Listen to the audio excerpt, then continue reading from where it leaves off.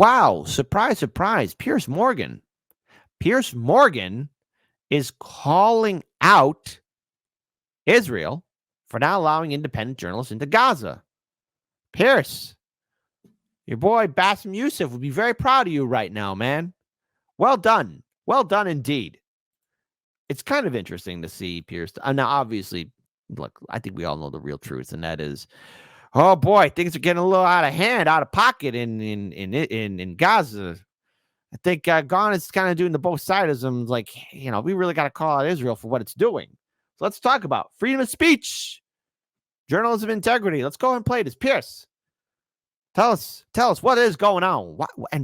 Why are you being so upset at Israel? Here is the problem, I think, if I may say, as a journalist to you, speaking frankly. One of the problems Israel has is that the United Nations says there are widespread humanitarian issues. I've had doctors from hospitals in near Rafah saying there are hundreds of patients coming in on a daily basis who are suffering now from famine-related illness and disease. Everyone is saying one thing. You're saying another. You're saying it's all nonsense. It's all invented to denigrate Israel. But at the same time, you won't allow journalists, independent journalists, to go in and see it for themselves. And in fact, what you're doing as a country, if I can finish my question, what you're doing as a country is, it seems to me, is that you're also having a secondary attack on freedom of the press. And the reason I say that is you shut down Al Jazeera in Israel. You recently, this week, you confiscated equipment from the Associated Press. Now, this is important because we talked about this on I think 2 weeks ago, where the Associated Press, all their equipment, because they were live streaming, and in turn, Al Jazeera was using some of that footage. Hey, after all, a lot of media outlets they do it. Hey, you got that shot from there. Can we use it? We'll give you credit and all that other kind of stuff. But Israel just went in there and took the Associated Press's stuff. They just took it like, hey, give me it now. They just took it like that. That's it. That's just it. That's just it. That's what they did. Now it's almost as if they're trying to hide something. It's almost as if now all the media is on that chopping block. Not just corporate media, but all media. Hell, 140 plus journalists died in Gaza. How'd they die, folks? Who did it? Who? A bird goes tweet and an owl goes who? Which you've now had to hand back. And you still won't let foreign journalists go in there. And I think that if you really want people to believe what Israel's version of events is, surely it's now incumbent on Israel to say, this far into this war, we are now going to allow foreign independent journalists to go in. So first of all, I take... And listen, Prabhasa R. Piers moron. But hold on, folks. Try not to punch your screen, because what this guy says is pure gold. Pure gold in regards to inciting fury and rage in your soul. Because, hey, who needs a free press, right? Just follow orders and trust the system. Your comment, and I will definitely pass it on to the relevant authorities, because I was under the impression that people see and report. Secondly, and that is the most important thing here, we hold a dialogue. We have a war room with all UN agencies, with COGAT. COGAT is the agency that deals with all the UN agencies and the international rescue operations, and we monitor it in the war room 24/7. I don't ignore the fact that people are suffering. We know that we know people are dying. We know people are suffering. We know men, women, and children are starving. Gee, golly gee willikers. If only there's something that we could do to stop it. Well, stop firing artillery shells. No. Stop doing drone strikes. No. Stop doing helicopter strikes. No. Stop using sniper attacks. No. Can you get food, water, and medicine into Rafah? No. How about cookies? Absolutely not. That's a good old Destiny reference. No cookies. No cookies in Gaza. The Gazan people are suffering. They're going through a terrible ordeal by moving themselves and then getting the food and then living. We understand that. It's very sad. It's a real tragedy. And this havoc was brought upon them by Hamas. It's a real tragedy. And I sincerely hope that now we will be able to see a different rule over Gaza that will bring hope to them, the Palestinians, our neighbors, and to the entire region. But I can't, in a war zone, unfortunately, where people are dying all the time in war and there's battles going on and huge terror. I just wish we could do something. Goodness gracious. Why can't we stop this? Why can't we stop this madness? Infrastructure. I don't know what's allowed and what's not allowed in terms of bringing in the press, but I'll pass on your request and idea as well, because I take you seriously, and thank you. Well, I appreciate that, because Okay, yeah, all right. Hey, you know what? Hey. It's time for me to bring out old Coca-Cola classic, right? Remember when I used to ball up papers on the show? If you've been watching Hard Lens Media from the beginning, you've been watching us from the beginning. So look, here's imagine this piece of paper right here. This little piece of paper I'm pulling out. Imagine this is the request, right? This is the request right here. Right? This is the request. Little piece of paper. And Yahoo. All right, here's what's gonna have that piece of paper. Just gonna throw it. There you go. That's what happened to that request. Serious journalists who I respect greatly are really getting incensed that they're not able to do their jobs, and I think they should be allowed to. Yeah. But let's also have another conversation too, because what is going on in Gaza? Because there's another video I like to play. And I want to give a huge shout out to Kim Iverson for retweeting this out. It is a genocide. I've never seen such disgusting behavior as destroying aid trucks heading for starving people and the celebration of dead children on Telegram channels. Because here right now is here's from CNN, most trusted news source, right? Is Israel committing humanitarian crimes in Gaza? Let's go ahead and play this video. And again, let's go ahead and play this video. Israel faced a tough week as the International Criminal Court requested arrest warrants for 3 Hamas leaders and for Israeli Prime Minister Benjamin Netanyahu and his Defense Minister Yoav Gallant, all of them responsible, its Chief Prosecutor Karim Khan said, for crimes against humanity. The International Court of Justice, a UN body also based in The Hague, said Friday that Israel must halt its offensive in Rafah, although its decisions are not binding, of course. That ruling was part of its ongoing hearing on whether Israel is guilty in its war on Hamas of genocide against the Palestinians. My guest is Aryeh Nair. He is a giant in the world of human rights and a survivor of genocide himself. He was born a Jew in Nazi Germany. He and his parents escaped Berlin 2 weeks before the start of World War II. He went on to study at Cornell and then to co-found Human Rights Watch. He was at the forefront of the movement to establish the international tribunals, which eventually became the ICC and the ICJ. He's also the former head of the ACLU and the author of many books. He wrote a powerful piece in the New York Review of Books this month on the situation in Gaza. Thank you for joining us. Very glad to do it. Your name. So the answer is yes. Yes, it is. It's happening in Gaza. But hold on. Let's listen to this wonderful conversation. We won't play too much into it because it's CNN, and I want at least all of you to not have, a brain aneurysm because it's CNN. Aryeh Yes. is Hebrew. It's a Hebrew name. It means lion. Why did your parents give it to you? Well, my parents were Zionists, and they wanted to give me a Hebrew name, even in Nazi Germany. All the time you were head of Human Rights Watch, you, I think, only one time accused a country of genocide. Yes. Saddam Hussein's Yes. attempt to eliminate the Kurds. The Kurds. So when you say in this New York Review of Books piece that you have concluded that Israel is guilty of attempting genocide, Yes. that's a very heavy charge. Yes. What is the principal reason you say that?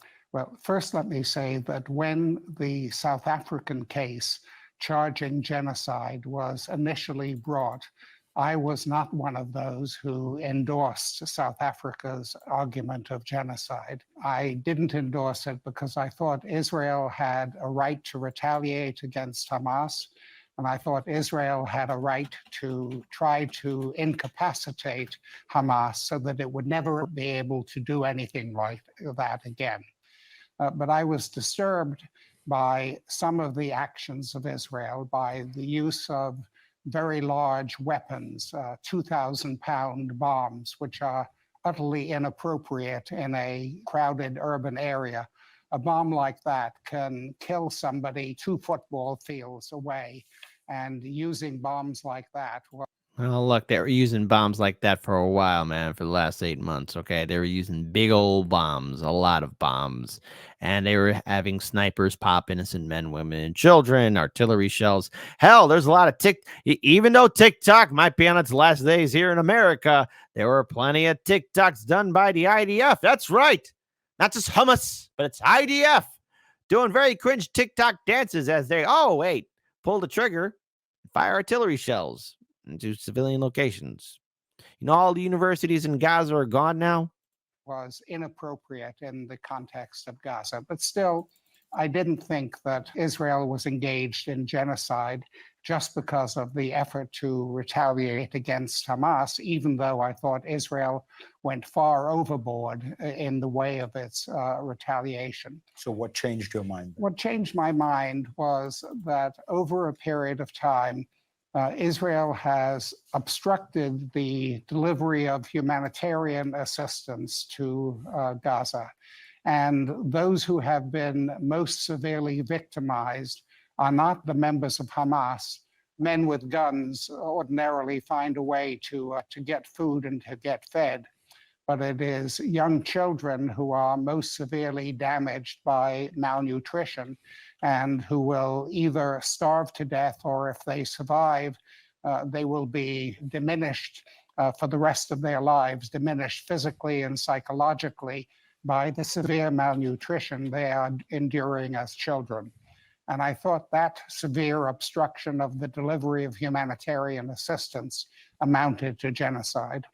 The Israeli case is multifold, but let me suggest one angle that I've heard people take, which is in the beginning, there was a kind of Israeli rage. And there's that famous quote of Defense Minister Gallant.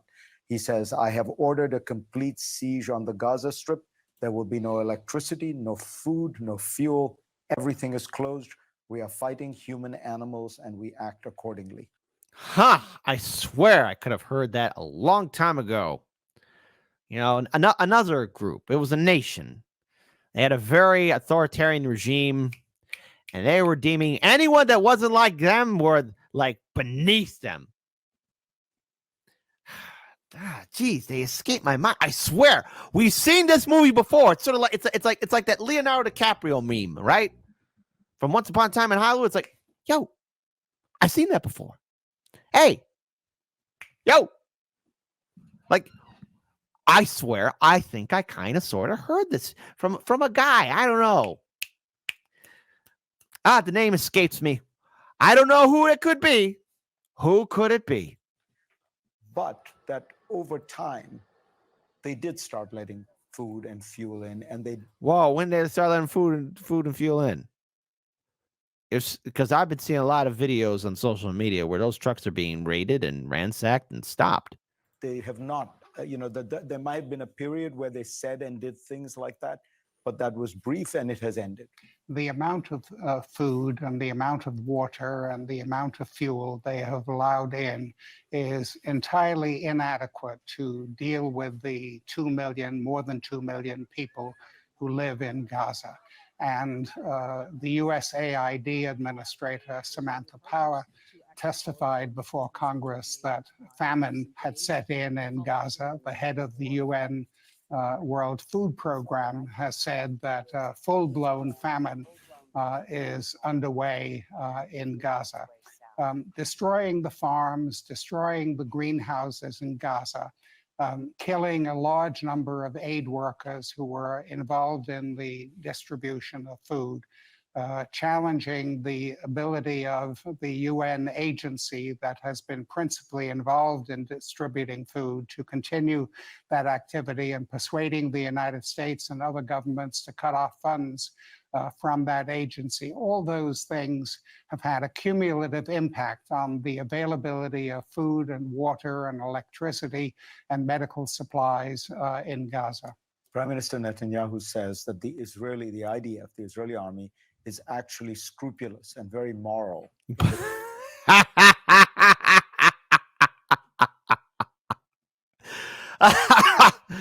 There are no war crimes happening in Gaza.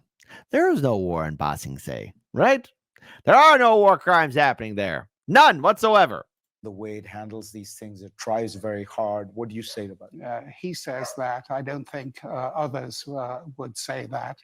At this moment, there are settlers in the West Bank area who are interrupting trucks taking humanitarian assistance into to Gaza. They are attacking the truck driver, spilling the contents of trucks carrying humanitarian aid. The Israeli the defense forces have not intervened in order to prevent the settlers from engaging in sabotage of that sort in delivering humanitarian assistance. The Israeli defense forces have aided the settlers, and a very large number of Palestinians in the West Bank have been killed in the past few months, often with the Israel defense forces either standing by or directly participating in attacks on Palestinians in that area. There are Israeli officials and people who feel passionately on the subject who say the reason these warrants are particularly unjustified is because Israel has a process, a judicial process, to look into abuses of its army. It's a democracy. The statute for the International Criminal Court. Democracy. Air quote. Democracy. Democracy. Really, why is this democracy prohibiting the press from covering this horrific conflict? What's going on? Is based on the principle of complementarity. Complementarity means that if a government actually, in good faith, conducts an investigation itself of abuses that have been committed and takes action itself to punish those who may have been engaged in abuses, the ICC should step back.